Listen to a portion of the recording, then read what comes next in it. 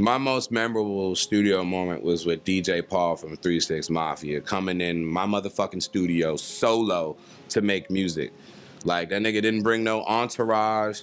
He fucking came in the studio solo.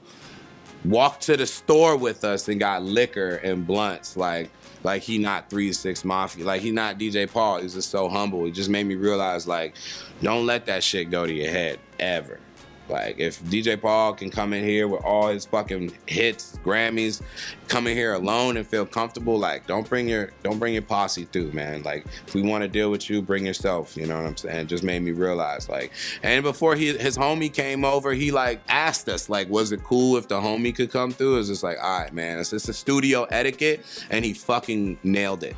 Like, he really nailed it. My creative direction comes from all over the place. There's definitely no one specific area. I don't have one place that one thing that I look for. It's not video games, it's not anything. It's just a plethora of everything that I've seen and everything I've been through and everything I know that I'm about to go through.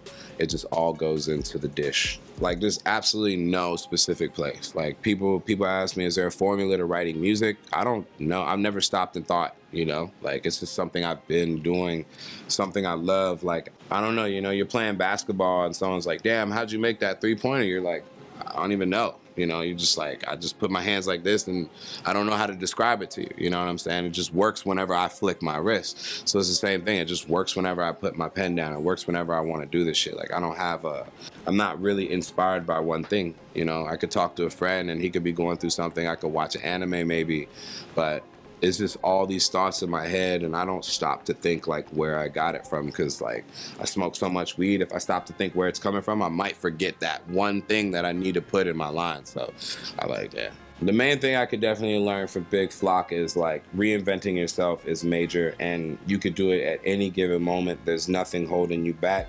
You just need to figure the formula out and execute it. That's fame, riches, everything is a formula that you can execute it, and you can always rebrand yourself at any given time. So never be afraid to do that. It's never over, you know, being friends with Waka and having him come from like straight gangster shit to EDM, like it's never over. That's just all it is. It's never over, you feel me? Like, you can recreate yourself. Like, you can rebrand yourself. Like, the only person stopping you is definitely you. You don't need talent anymore. 2016, 2017, you don't need talent to be tight. You don't need talent to make money. So now's the time to scramble and figure out how the fuck to make this money, because all these non-talented motherfuckers is in the game making music. I mean, in the game making hella money because they're like paying attention. Instead of putting all their shit in the talent box, they're putting all their shit in the aesthetic box. They're putting all their shit in the, I'm gonna buy these cool shoes, I'm gonna get this cool photographer, I'm gonna go like this under a bridge, and I'm gonna fucking drop a track today. And niggas are gonna fucking thing. And I'm gonna throw a little bit of dumb sprinkle sauce on it, and then that's what everyone thinks is gonna be tight. It's just like, this is the time where people don't need talent to come through and take all this money. Like, there's just so many non-talented people I see like doing it. I respected him too much, so I didn't want to go there. So I was just like, before you say another word, I need 5 feet. And he ain't move. So I was like, all right, we gotta step outside then. He was like, fuck it, we gonna step outside then. So we actually both went outside and we got a little thing on and a little, like nothing crazy. And after that, we just learned to respect each other. Now we like the best of friends. He's like one of my real hip hop friends, like Busta Rhymes. The thing that really was hard for me though was, you know, when Sub got killed, you know what I'm saying? Because Doom really like took that super duper hard. I was with him one night and he was just bugging out, you know what I'm saying? Like, we was trying to get a cab and I think the cab was like not trying to pick us up.